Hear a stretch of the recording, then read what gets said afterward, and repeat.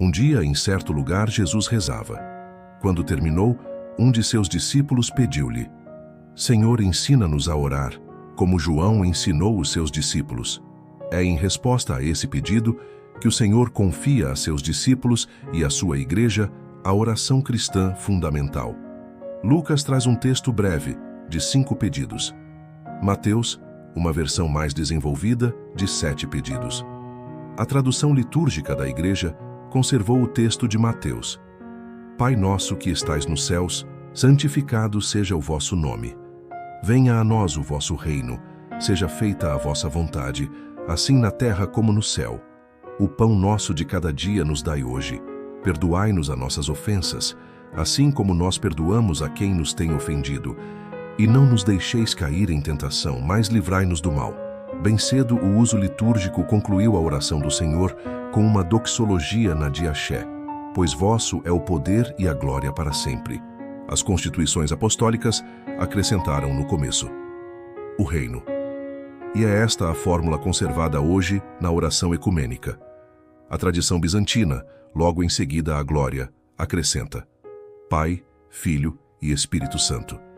Depois de nos ter legado esta fórmula de oração, o Senhor acrescentou: Pedi e vos será dado.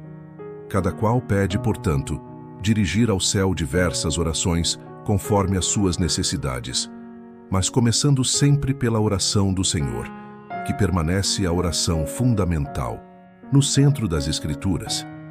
Depois de mostrar como os salmos são o alimento principal da oração cristã e convergem nos pedidos do Pai Nosso, Santo Agostinho conclui: Percorrei todas as orações que se encontram nas Escrituras, e eu não creio que possais encontrar nelas algo que não esteja incluído na oração do Senhor.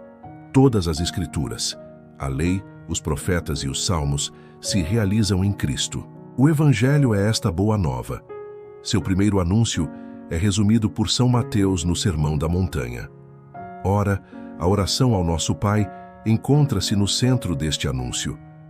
É este contexto que ilumina cada pedido da oração que o Senhor nos deixou. A oração dominical é a mais perfeita das orações. Nela não só pedimos tudo quanto podemos desejar corretamente, mas ainda segundo a ordem em que convém desejá-lo.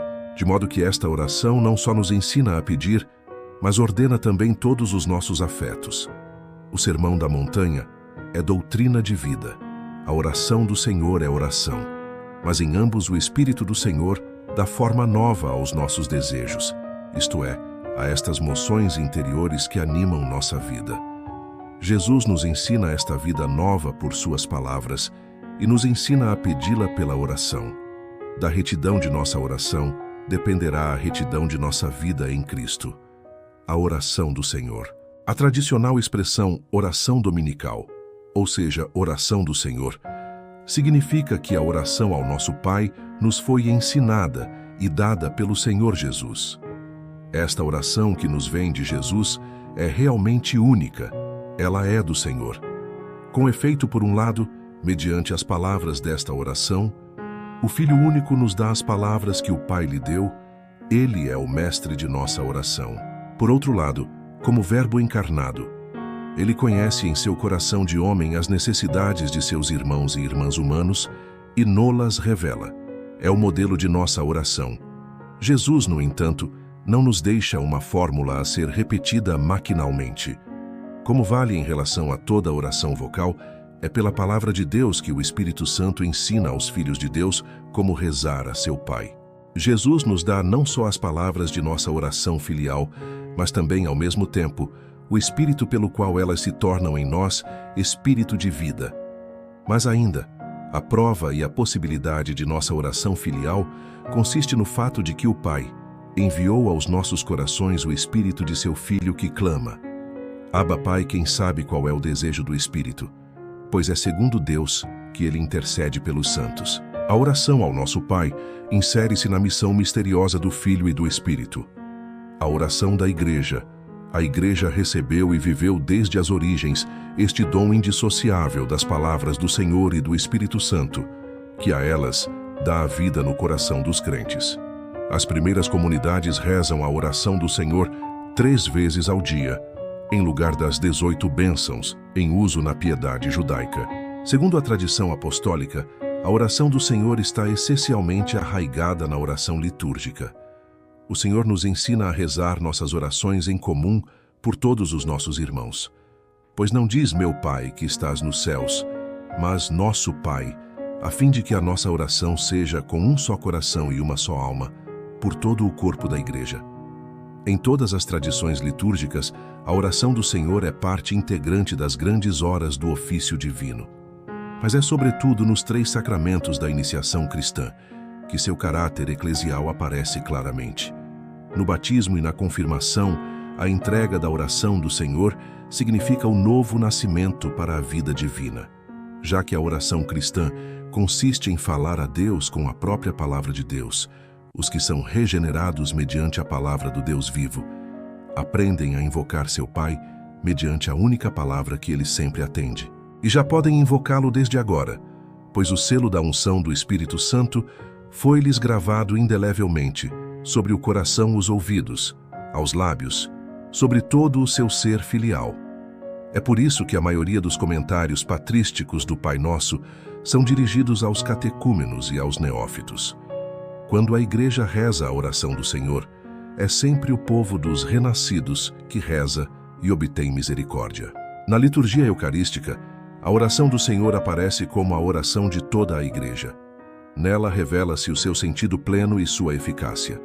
Situada entre a anáfora, oração eucarística, e a liturgia da comunhão, ela recapitula, por um lado, todos os pedidos de intercessões expressos no movimento da epiclese, e por outro bate a porta do festim do reino, que a comunhão sacramental vai antecipar.